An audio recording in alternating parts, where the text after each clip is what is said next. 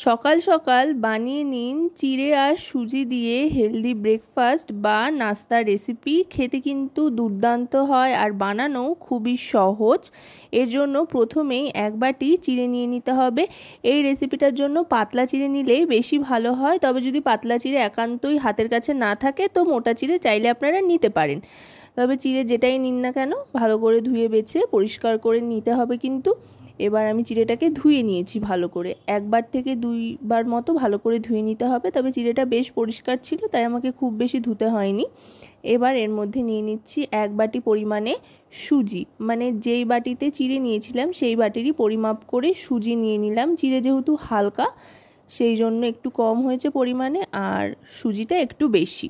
তারপর দিয়ে দিচ্ছি দুধ দিলে টেস্টটা ভালো হয়। পরে এর সাথে আমি আবার গোলমরিচ যেহেতু মেশাবো, দুধ আর গোলমরিচ এই দুটো একসাথে গেলে ফ্লেভারটা কিন্তু দারুণ আসে। তবে হাতের কাছে যদি দুধ একান্তই না থাকে তো আপনারা জলের ব্যবহার করতে পারেন, তবে দুধ দিলে বিষয়টা বেশি হেলদি হয় আর বাচ্চাদের জন্য অনেক বেশি স্বাস্থ্যকর হয়। অনেক বাচ্চা দুধ খেতে চায় না, এভাবে কিন্তু তাদেরকে আপনারা খাইয়ে দিতে পারেন। এবার এটা একটু রেস্টে রেখে দেব, মোটামুটি 5 মিনিট মতো রেস্টে রাখার পর এবার এটা একটু নেড়ে চেড়ে নিচ্ছি। এমনিতেই এটা অনেকটাই নরম হয়ে গিয়েছে, একেই চিড়েটা একবার ধুয়ে নিয়েছি তারপর দুধ দিয়েছি যেহেতু। এবার এটা মিক্সার জারে নিয়ে পুরোটা ভালো করে পেস্ট করে নেব, একেবারে মিহি করে।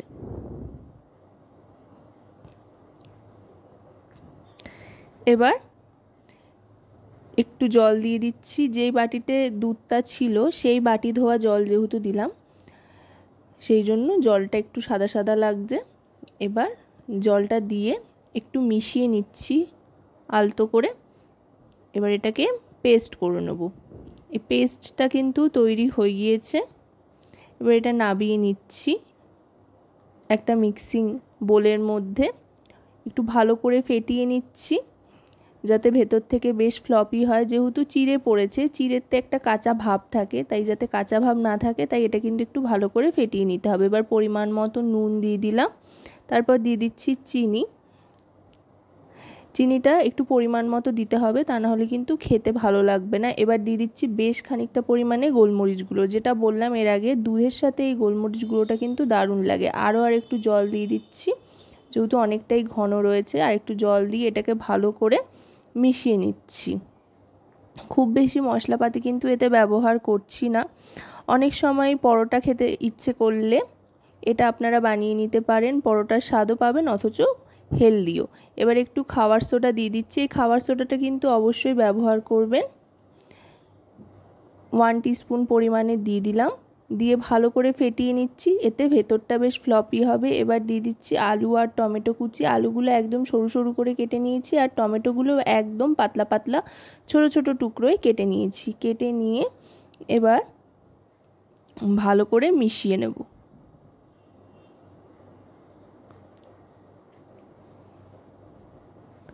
সবটা ভালো করে মিশিয়ে নিচ্ছি। আর কিন্তু এতে তেমন কোনো কিছু আমার মেশানোর নেই, আমি এখানে শুধু আলু আর টমেটো ব্যবহার করেছি। হাতের কাছে যেহেতু এই দুটোই ছিল, আপনারা চাইলে কিন্তু শীতকালে যদি বানান তাহলে গাজর কুচি, ক্যাপসিকাম কুচি এগুলো ব্যবহার করতে পারেন। আমার ঘন মনে হচ্ছিল বেশি, সেই জন্য আরেকটু জল মিশিয়ে নিলাম। মিশিয়ে একটা মিডিয়াম মানের ব্যাটার তৈরি করে নিচ্ছি। ব্যাটারটা কিন্তু তৈরি হয়ে গিয়েছে, না খুব ঘন না খুব পাতলা। এবার কড়াইতে সাদা তেল দিয়ে দিয়েছি, খুবই কম পরিমাণে, মোটামুটি ছোট চামচের 1 থেকে 2 চামচ মতো সাদা তেল দিয়ে এবার এটা দিয়ে ব্যাটারটা চারধারে ছড়িয়ে দিচ্ছি। আপনারা যতটা বড় বানাবেন তার উপরে নির্ভর করে কিন্তু ব্যাটারটা দেবেন।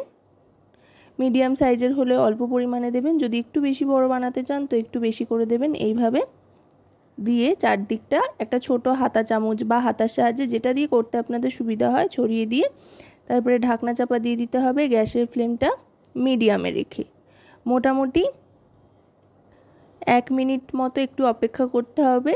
তারপরে যেই ওপরের অংশটা এরকম শুকিয়ে শুকিয়ে আসবে তখন কিন্তু বুঝতে হবে যে উল্টো দিকটা হয়ে গিয়েছে। ঠিক যখন এরকম একটা টেক্সচার চলে আসবে তখন আস্তে করে এটাকে উল্টে দেবো। দেখুন দেখতে কতটা লোভনীয় হয়েছে, অনেকটা কিন্তু পরোটার মতোই হয়েছে দেখতে। মাখা বেলার ঝামেলা ছাড়াই কিন্তু আটা ময়দা ছাড়া সুজি আর চিড়ে দিয়ে এভাবে আপনারা পরোটা তৈরি করে নিতে পারেন। আর কিন্তু তেমন তেলের ব্যবহার এখানে হচ্ছে না, খুবই কম তেলে কিন্তু এটা আপনারা বানিয়ে নিতে পারেন। আর এটা শুধু শুধু খেতেই দারুণ লাগে, যেহেতু এর মধ্যে আলু টমেটো এগুলো পড়েছে। আপনারা চাইলে কোনো কেচাপ বা সস এইসবের ব্যবহার করতে পারেন। দুদিকটা একটু লালচে রং করে বাদামি রং আসা অবধি ভেজে নিচ্ছি ভালো করে। এবার এটাকে সার্ভ করে দেবো। আশা করব রেসিপিটি আপনাদের ভালো লাগবে। ভালো লাগলে অবশ্যই রান্নাবাটি চ্যানেলটিকে সাবস্ক্রাইব করে পাশে থাকবেন।